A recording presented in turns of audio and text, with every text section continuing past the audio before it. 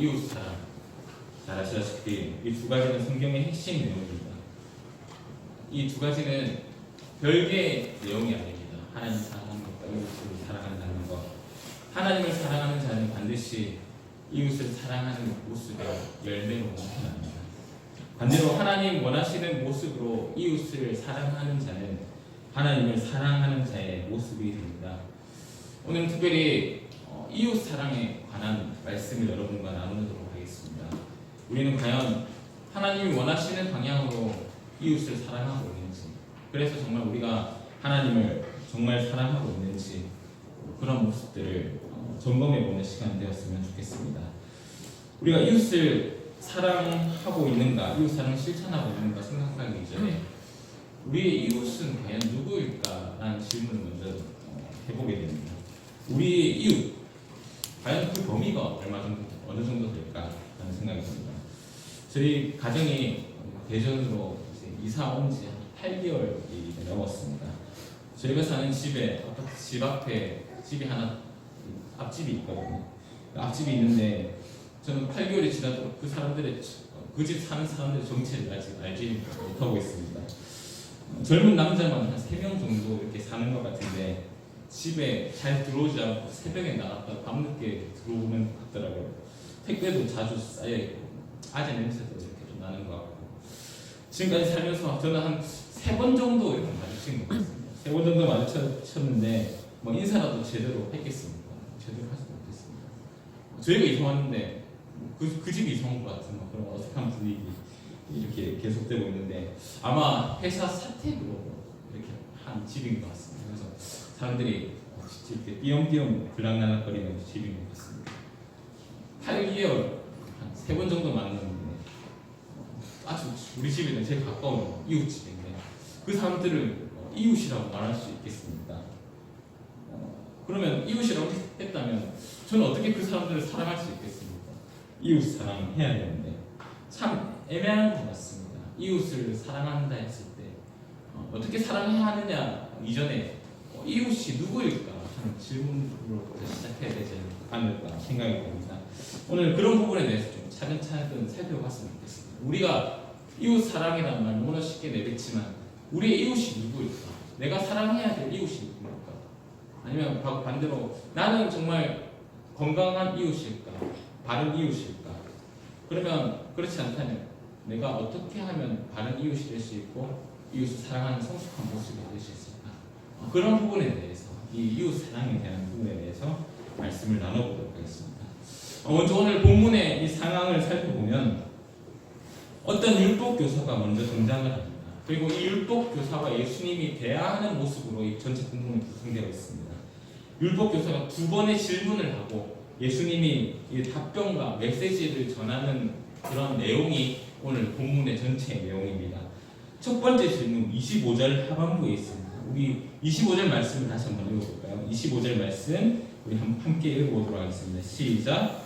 어떤 율법 교사가 일어나 예수를 시험할 때 선생님 내가 무엇을 하여야 영생을 얻으리까? 선생님 내가 무엇을 하여 영생을 얻으리까? 그렇게 질문을 합니다. 어떻게 하면 영생을 얻을 수 있을까? 질문 자체는 엄청 거룩해 보입니다. 그렇죠? 엄청 영생을 갈망하는 듯한 질문으로 보입니다. 하지만 우리가 읽었듯이 이 질문 앞에 있는 문구를 보십시오. 어떤 자세로 질문을 하고 있습니까? 예수를 시험하여서 질문하였다 이렇게 나와 있습니다. 시험하여서 질문하였다는 말이 무엇입니까? 질문은 뭔가 궁금하고 내가 답을 모를 때 하는 게 질문입니다. 그런데 시험하여라는 말이 붙으니까 시험하여 질문하는 것은 어느 정도 답을 자신이 가지고 있는 거예요. 자신만의 답을 어느 정도 가지고 있는 상태에서 상대가 뭐라고 할까? 상대가 어떤 반응을 보일까? 그렇게 질문하는 모습이 시험하며 질문하는 겁니다. 이 율법 교사는 자신만의 그런 답을 가지고 있었던 겁니다. 자신만이 지금까지 지식으로 율법을 배움으로써 지금까지 들음으로써 자신만의 답을 정해놓고 이 예수라는 사람이 그렇게 대단한 사람이라고 하는데 예수라는 사람이 뭐라고 대답을 할까? 그렇게 질문하는 게 시험하여 질문하는 모습인 겁니다. 그러니까 순수한 모습으로 마음으로 나온 것이 아니라 어떤 맞죠? 음흉한 목적을 가지고 나왔다는 말이 되는 것입니다. 질문을 했습니다. 시험을 했든 뭘 했든 질문을 했습니다. 그러면 뭘 해야 됩니까? 답을 해야 됩니다. 그런데 예수님은 이 질문에 대해서 어떻게 말씀하시냐? 26절 말씀입니다. 율법에 무엇이라 기록되었으며 네가 어떻게 읽느냐? 질문에 대해서 되묻는 질문을 하고 계십니다. 답을 하지 않아요. 이것은 예수님이 율법 교사의 의도를 정확하게 알고 계셨기 때문에 할 수 있는 행동인 것 같습니다. 예수님이 순수하게 영생에 대해서 이 사람이 마음을 가지고 질문을 했다면 거기에 대해서 답을 하셨을 겁니다. 잘 아시고 그 마음을 아시기 때문에. 하지만 불순한 의도로 질문하셨다는 것을 아셨기 때문에 뭔가 예수님의 역으로 의도를 가지고 뭔가 이 사람에게 그 잘못된 답을 가지고 이 사람을 깨우치기 위해서 뭔가 가르쳐 주기 위해서 그렇게 되묻는 질문을 하시면서 예수님 자신의 페이스로 이 대화의 흐름을 이끌어가고 계시는 거예요. 이 예수님이 던진 질문도 참 교묘합니다. 예수님은 어떻게 보면 쌩까셨잖아요. 그런데 예수님이 던진 질문에는 이 사람이 대답하지 않을 수 없게끔 만드는 질문. 그렇게 자신을 드러내도록 그렇게 유도하는 질문.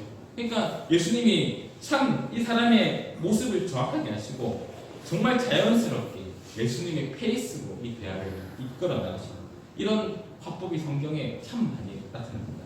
예수님은 율법 교사의 의도를 넘어가기는커녕 되묻는 질문을 통해서 단숨에 이 대화의 주도권을 가지고 오신 것입니다. 예수님의 질문에 율법 교사는 너무나도 기다렸다는 듯이 너무나도 당당하게 답변을 합니다. 율법에 박식한 사람답게 27절에 보면 대답하는 내용들이 뭐냐면 율법에 나타나는 내용입니다. 신명기 6장 5절에 나타난 말씀 그리고 레위기 19장 18절에 나온 말씀을 정확히 외워서 이야기합니다.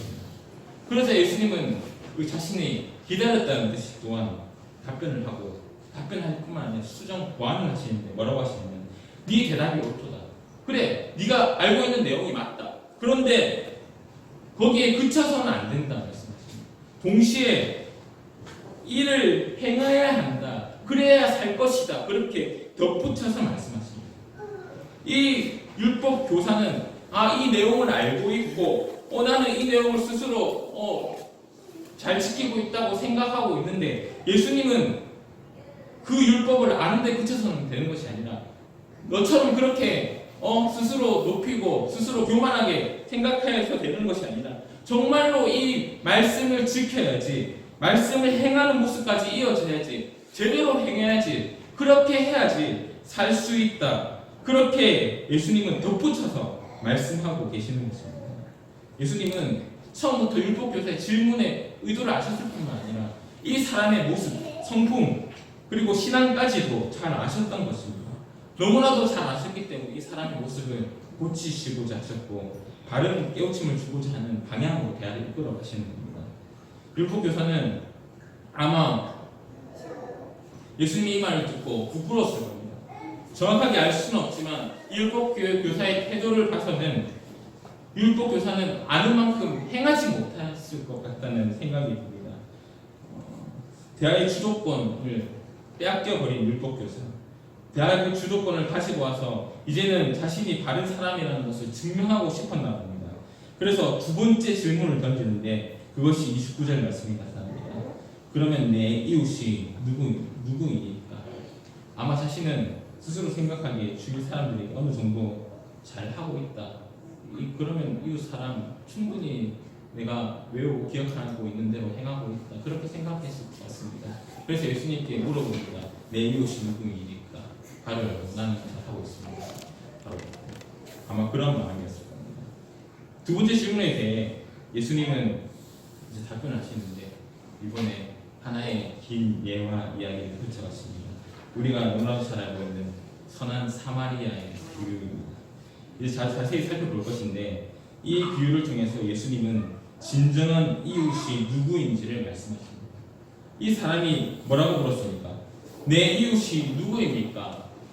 내가 이렇게 잘 대하고 있는 이웃이 누구입니까? 내가 이렇게 하고 있습니다. 내가 이렇게 사랑하고 있습니다. 사랑받는 이웃이 이렇게 있습니다. 이런 질문을 했는데 그것을 드러내기 위해서 질문했는데 예수님은 이 비유를 통해서 그 질문을 바꾸어 버리시면서 뭐라고 하시냐면, 너는 진정한 이웃인가? 너는 진정한 이웃의 모습으로 살고 있는가? 너는 너 자신이 진정한 이웃이 되어야 돼. 너가 사랑할 이웃을 찾는 게 아니라 그 대상을 어떻게 찾고 누구일까 어떻게 해야 될까 찾기 이전에 너 자신이 진정한 이웃이 되고 있는가? 너 자신이 진정한 이웃의 모습으로 살고 있는가? 질문을 바꾸어버리면서 역으로 바꿔버리면서 이 비유를 풀어가시고 또한 이렇게 메시지를 던지십니다. 어떤 선행을 하면서 이웃을 사랑해라, 그렇게 살아라, 그런 메시지를 던지시는 거 아니라 너가 진정한 이웃이 먼저 되어야 한다, 그런 말씀을 이 내용 비유를 통해서 하고 있습니다. 다시 한번 율법교사의 그런 연약한 부분을 찌르시면서 깨우쳐 주시는 그런 방법, 이것이 오늘 본문의 전체적인 대화 흐름입니다.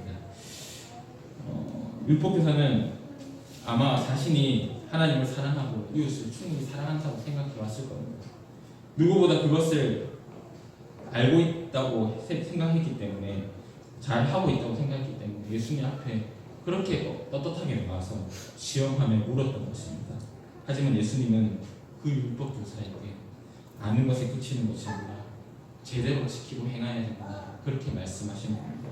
뿐만 아니라 율법교사가 이웃 사랑을 행하기커녕 이웃이 제대로 누군지도 못하고 너 자신도 제대로 된 이웃이 아니다, 아직 그런 모습이다, 그렇게 지적하고 계신 겁니다. 우리도 어쩌면 이 율법교사의 자리에 있는지도 모르겠습니다. 그런 모습으로 하나님 앞에 늘 나오고 있는지도 모르겠습니다. 스스로 이 정도면 나는 신앙생활을 잘하고 있는 것이 아닐까. 지금까지 쌓아온 시간들, 세월들이 얼마나 많은데 나는 이 정도 노력하고 헌신하고 투자하고 이렇게 나왔는데, 그러면 나는 정말 사람들 앞에 당당하게 큰 소리 치면서 나 잘하고 있다고 자랑해도 되지 않겠나. 늘 그런 마음으로 우리도 하나님 앞에 서고 있는지도 모르겠습니다. 나 정도면 정말 이웃에게, 주위 사람들에게 모범을 보이고 선을 행하며 살았다고 말할 수 있다고, 그렇게 자신하면서 그렇게 고개를 들고 하나님 앞에 나아오는지도 모르겠습니다. 그런 우리들에게 하나님은 오늘 말씀으로 우리에게 물으실 것입니다. 너는 너의 이웃이 누구인지 아느냐? 그리고 너는 진정한 이웃이, 너 자신이 진정한 이웃이 되고 있는가?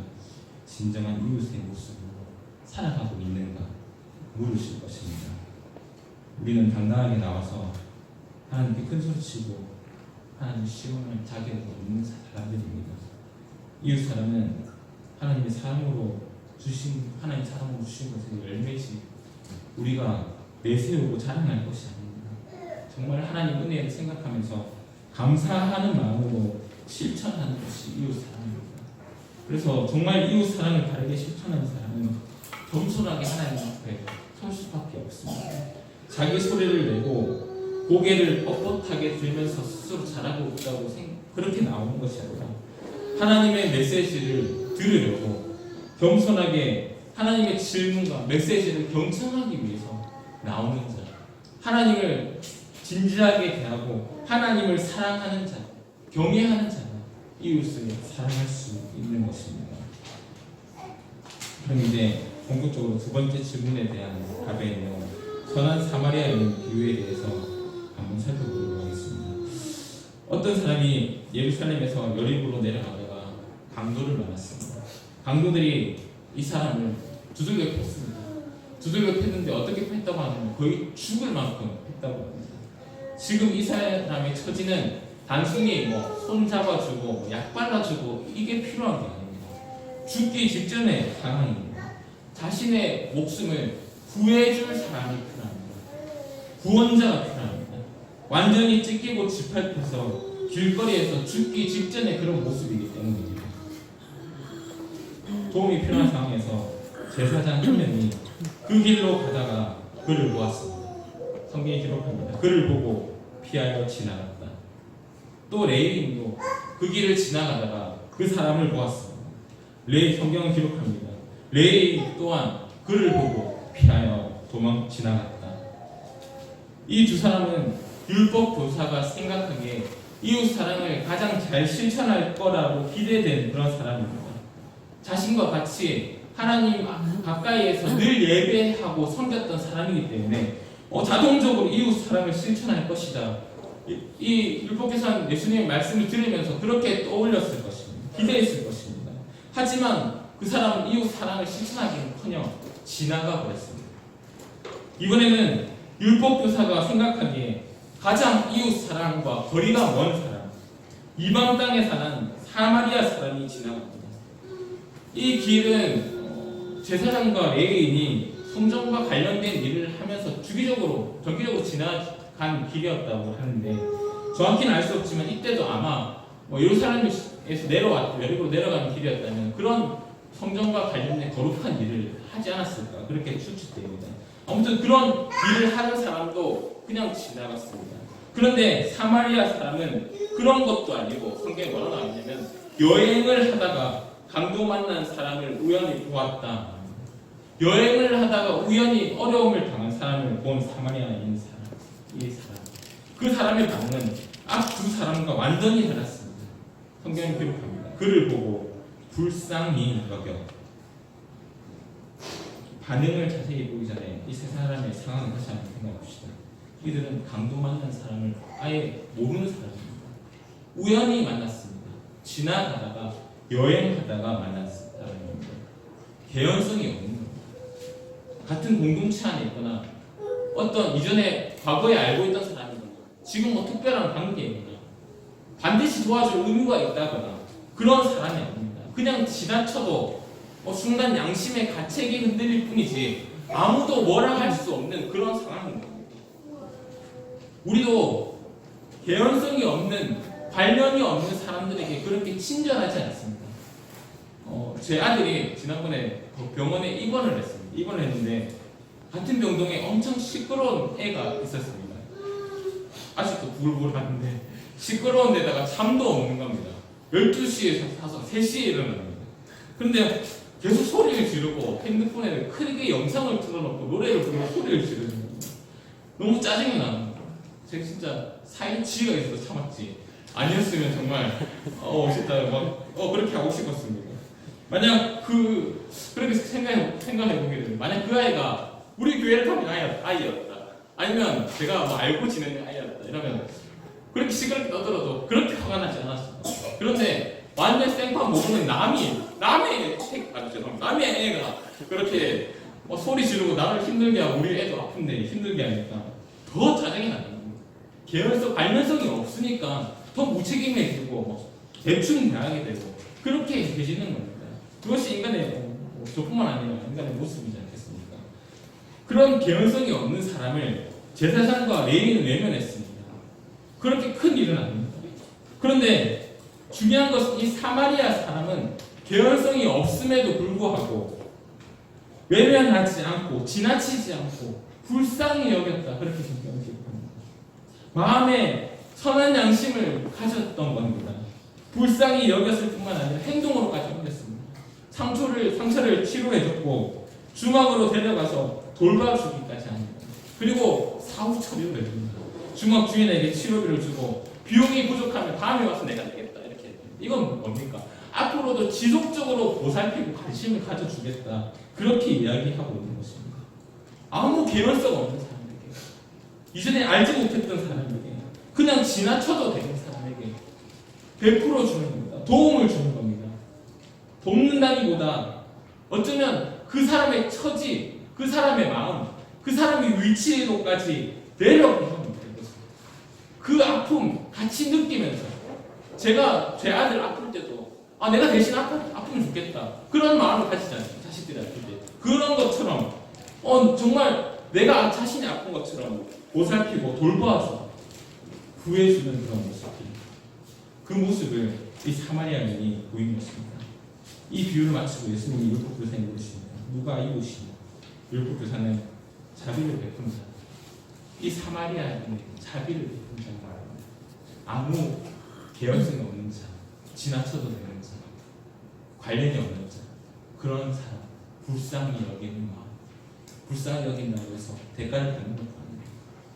불쌍히 여긴다고 해서 상급을 받는 것도 아니고 보상을 받는 것도 아닌데 단지 불쌍히 여기는 마음으로 최선을 다해서 돌봐주는 마음, 자비로 마음을 가진 마음, 이 마음을 가진 자가 진정한 이웃이다, 그렇게 말하는 것이고, 예수님 이 율법교사에게 너도 이와 같이 하라, 그런 이웃이 되어라, 자비를 베풀 사마리아인과 같이 되어라, 그렇게 이웃이 되어서 이웃을 사랑하라고 말씀해 주시는 겁니다.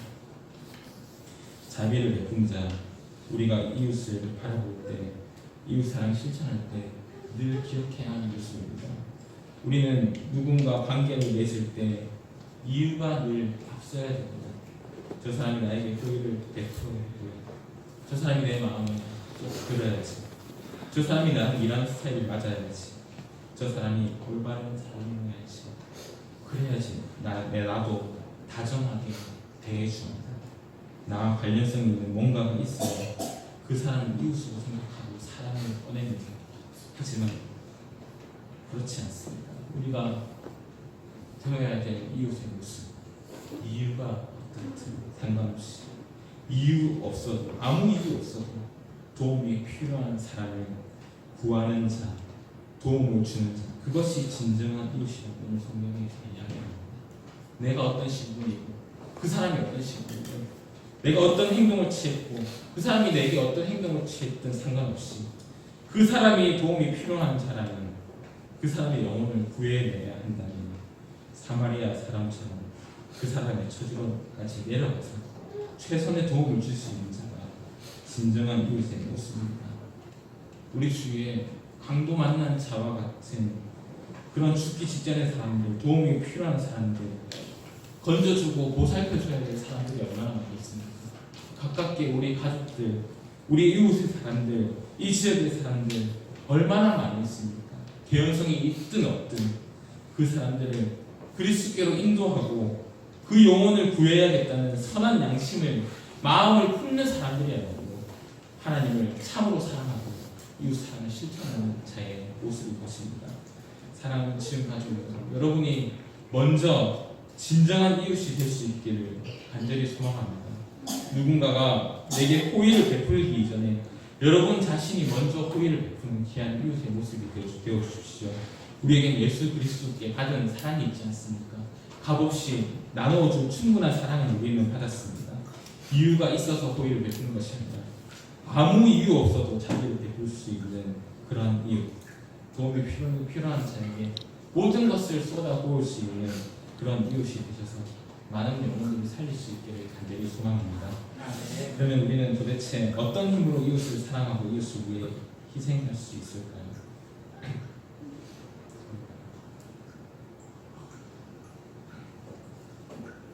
지금까지 말씀드린 부분, 우리는 스스로 하나님의 계명을 지킬 수 없고 이웃을 온전히 사랑할 수 없다는 겁니다. 우리 스스로 건강한 이웃이 될 수 없는 연약한 모습인데, 그럼 도대체 어떤 힘으로 이 이웃 사랑을 감당할 수 있을까? 답은 간단합니다. 우리는 그리스도를 의지해야 됩니다. 그리스도, 말씀이신 그리스도를 우리는 보고 따르고 행해야 됩니다. 그리스도께 순종하고 그리스도와 같이 행해야 합니다. 왜냐하면 그리스도가 어떤 분인지 생각해 보십시오. 친히 우리의 완전한 이웃이 되어주신 분이십니다. 죄로 인해 죽어가는 우리들, 영원히 죽을 수밖에 없는, 버려져 있을 수밖에 없는 그런 처지에 있는 우리들, 그냥 길거리에 이 세상에 그냥 내버려두고 던져버리고 두고 가셔도 되는데 외면해도 아무 할 말 없을 텐데, 누구도 정당성을 내세울 수 없을 텐데, 그럼에도 불구하고 예수님은 우리와 가장 가까이 오셔서 우리와 같은 처지로 오셔서 우리를 돌보아 주셨습니다. 더군다나 우리의 모든 문제, 죄의 문제, 아픔, 연약함, 그것을 온전히 자신이 직접 짊어지시면서 모든 고통과 아픔 대신 짊어주셨습니다. 완전한 이웃이 되어주셨습니다. 완전한 자비와 사랑을 베풀어 주셨습니다. 예수님이 친히 우리의 이웃이 되어주셨기에 지금 우리가 살았습니다. 죄에서 완전히 해방되었습니다. 주님이 우리를 불쌍히 여겨주시지 않았다면 우리는 길거리에서 그냥 영원히 비참하게 죽고 버려져 있었을 것입니다. 주님 때문에, 이웃 대신 주님 때문에 살았습니다. 그러면 우리는 누구의 은혜를 기억하면서 살아야 되겠습니까? 우리에게 자비를 베풀어 주시고 우리를 건져주신 예수 그리스도의 빚진 마음으로 살아야 되겠습니다. 은혜 덕분에 살았습니까? 은혜 아니었으면 죽을 수밖에 없었습니까? 이제는 그 은혜 기억하며 또 그 은혜를 갈망하며 살아가야 됩니다. 말씀을 듣고자 해야 하고 그 말씀에 듣고자 하는 선한 양심을 가져야 됩니다. 그 은혜에 반응하여서 결국 우리의 의지로는 할 수 없다고 말씀드렸습니다. 우리의 의지로는 이웃을 사랑을 실천할 수 없습니다.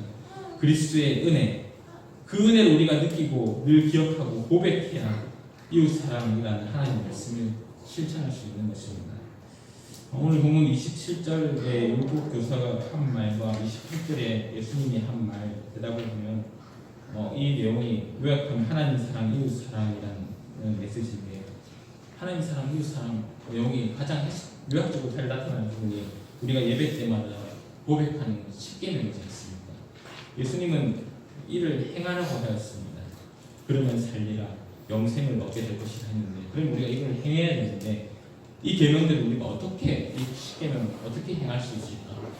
그렇게 생각해 봤을 때 십계명 우리가 예배 때마다 낭독하기 때문에 잘 아실 겁니다. 십계명에는 서문이라는 게 있습니다. 서문 10가지 계명이 나오기 전에 그 위에 서문이 있습니다. 하나님이 이 모든 말씀으로 말씀하여 이르시되 나는 너를 애굽 땅 종되었던 집에서 인도하여 낸 내 하나님 여호와이다. 이게 서문인데 그냥 이 서문은 장식 안내말이 아닙니다. 이 십계명을 누가 말씀하셨고 이 계명의 시작이 어디고 누구에 의해서 지켜져야 하고 그리고 이것을 지키고 행함으로써 누구에게 영광을 돌려야 되는지 그것이 나타나는 핵심적인 부분입니다. 서문에서는 하나님을 이렇게 고백합니다. 애굽 땅 종되었던 집에서 인도하여 낸 내 하나님 여호와이다. 자기 백성, 자기가 택하신 백성을 불쌍히 여기시고 구원을 베풀어 주신 여호와 하나님, 죽어가는 자들을 내버려 두지 않으시고 자비를 베푸셔서 친히 건져주신 하나님, 이런 좋은 이웃 되신 하나님을 보고 하나님을 중심에 두며 지켜야 하는 것이 바로 이 십계명입니다. 10가지 계명, 우리가 마음을 먹어서 열심히 지켜야지 지키는 것이 아니라 하나님의 구원의 은혜, 건져주신 구원의 은혜를 생각하면서 그 은혜로 말미암아 이 한 가지 계명을 그리스도의 은혜와 성령의 도우심에 따라서 지키는 것이 이 계명입니다. 그렇게 지켜나갈 때 우리는 이 예수님이 말씀하셨듯이 영생을 얻게 될 것이다. 그래야 살 것이다. 라는 그런 결론을 얻게 되는 것입니다. 하나님의 은혜를 기억하고 되새기면서 은혜 속에서만 지킬 수 있는 것이 이 하나님의 계명입니다. 우리의 노력이 아니라 하나님의 은혜 속에서 구원의 은혜 속에서 베풀어 주신 그 은혜로 말미암아 계명들을 지킬 수 있는 것입니다. 제가 말씀드리고 싶은 것은 여러분들이 사람을 살리는 좋은 이웃이 되고자 한다면 그런 이웃이 되고 싶으면 반드시 은혜를 경험해야 합니다. 날마다 매주일마다 예수 그리스도의 구원의 은혜 말씀을 통해서 이 예배를 통해서 그 은혜를 경험해야지 여러분들이 삶 속에서 하나님을 사랑하고 이웃을 사랑하는 그런 열매로 나타나게 됩니다. 여기서 말씀을 듣고 내가 결심을 해야지, 결심을 하고 내가 열심히 살아야지, 거룩하게 살아야지, 그렇게 하는 것이 우리의 힘과 노력을 관통시키는 것이 우리의 거룩한 삶이 아니라 하나님 전적인 하나님의 은혜 속에 은혜를 깨달은 가운데 은혜로 시작하고 은혜로 함께하고 은혜로 지켜나가는 그런 모습들, 그런 모습 쪽에서는 진정으로 그리스도 안에서 우리가 이웃을 사랑할 수 있고 사마리아인 같이 그리스도 닮은 모습으로 자비를 베풀 수 있는 그런 이웃이 될 수 있는 것입니다. 신앙은 우리의 노력과 성품과 의지로 하는 것이 아닙니다. 신앙은 율법 교사처럼 그저 머리로 이해하는 것도 아닙니다. 형식적으로 오래 지키고 그러면서 쌓아 올릴 수 있는 것도 아닙니다. 내 혈단으로 성장할 수 있는 것도 아닙니다. 좋은 마음을 가지고 선한 마음을 품는다고 되는 것도 아닙니다. 신앙은 은혜를 깨닫고 그 은혜 속에서 은혜 깨달은 자들이 말씀에 순종하면서 말씀의 방법을 따르는 것이 신앙생활입니다. 우리 자신이 스스로 쌓아올리고 이루어가는 것이 아니라 말씀에 순종할 때 그리스도께서 친히 우리를 사용하셔서 이루어가는 삶이 되어야 해요. 정말 아름다운 신앙생활의 모습이 되는 것입니다. 은혜가 아니면 우리는 살아갈 수가 없습니다. 은혜가 아니면 우리는 버려졌습니다. 마찬가지 은혜가 아니면 살아갈 수도 없는 것입니다. 늘 고백할 수 있기를 바랍니다. 그래서 늘 예배의 자리마다 여러분들 은혜를 사모하시길 바랍니다. 우리 몸이 피곤하든 지치든 우리의 상태가 기분이 좋지 않은 상태로 나아갔든 상관없이 하나님께서 이 시간 놀라운 은혜를 채워주셔야 내가 그리스도인으로 살 수 있고 그리스도인답게 하나님을 사랑하고 이웃을 사랑할 수 있다 생각하시면서 늘 예배 때마다 은혜를 사모하고 은혜를 경험할 수 있는 저와 여러분 되기를 간절히 소망합니다. 말씀을 마무리합니다. 오늘 설교의 제목을 내 이웃을 구해요라고 정했습니다. 너희라고 적혔는데 내 아이로 하겠습니다. 내 나이로 하겠습니다. 내 이웃을 구해요라고 정했습니다. 8월 말에 주일학교 우리 교회 여름 성경학교가 진행되는데 주제가 뭐냐면 내 친구를 구해요입니다. 내 친구를 구해요라고 제목을 정하려다가 너무 좀 뭐라 하실 것 같아서 내 이웃을 구해요라고 했는데 오늘 본문의 말씀 중심으로 이 본문으로 여름 성경학교 전체 프로그램이 진행합니다. 주일학교 학생들에게 그래서 오늘 사전 교육을 했습니다. 아무도 듣지 않았지만 사전 교육을 했습니다. 그래서 저는 오늘 어린이 여러분 하지 않으라고 했죠. 나중에 여름 성경학교 때 배우시기 바랍니다. 성경학교의 핵심적인 메시지는 이 말씀으로 나누고자 하는 핵심적인 메시지는 뭐냐면 희생과 나눔입니다. 희생과 나눔. 오늘 본문 나눴던 그 말씀처럼 이 시대를 살아가는 다음 세대 자녀들의 모습을 보면 너무나 철저하게 개인 중심적이다라는 느낌을 많이 받게 됩니다. 함께 어울려서 뭔가를 하기보다는 혼자 뭘 하는 것을 더 좋아하는 시대입니다. 함께 모여도 모인 자리에서 혼자 뭘 하는 그런 시대입니다. 참 그래서 너무 이 시대가 우리 자녀들을 너무나 이기적이고 개인적인 모습으로 만들어 버리지 않았나 그렇게 반성하게 됩니다. 어떻게 보면 희생이라는 단어, 나눔이라는 단어는 이 친구들과 너무나도 상관이 없는 동떨어진 그런 단어가 아닌가 생각이 듭니다. 그렇다고 내버려둘 수 없지 않습니까? 이대로 잘하면 공동체 의식이 얼마나 현장에 떨어질까 하는 걱정이 되기도 합니다. 희생과 나눔 없이 오늘 말씀을 기억할 때 희생과 나눔 없이 어떻게 하나님과 이웃을 우리가 사랑할 수 있겠습니까? 자신을 버리신 예수님 어떻게 가르칠 수 있겠습니까? 그것을 가르치려고 하는 여러분들의 안타까운 마음으로 또 간절한 마음으로 기도해 주시기를 바랍니다. 그리고 바람기는 더 나아가서 우리 다음 세대들의 이웃이 되어주시길 바랍니다. 가족이 되어주시길 바랍니다. 정말 내 자식이든 남의 자식이든 누구의 자식이든 상관없이 정말 개연성이 없어도 자비를 베풀어 줄 수 있는 마음 그런 좋은 이웃 되었습니다. 그들의 처지 그들은 어떤 눈으로 세상을 볼까 이 말씀을 볼까 하나님을 볼까 교회를 볼까 그런 마음들 조금 더 이해해 나가면서 그들의 시각에서 필요한 도움이 무엇인지 그렇게 발견할 수 있었으면 좋겠습니다. 그래서 그런 생각들도 참 은혜 넘치고 또 우리 지금 가족 가운데서도 참 은혜가 흘러넘쳐서 모두가 말씀이 건강하게 드러나면서 하나님을 사랑하고 이웃을 사랑하는 그런 성숙한 모습들 아름답게 일어날 수 있기를 주님의 이름으로 간절히 소망합니다. 네, 함께 그렇게 살기를 소원하시는 분들은 함께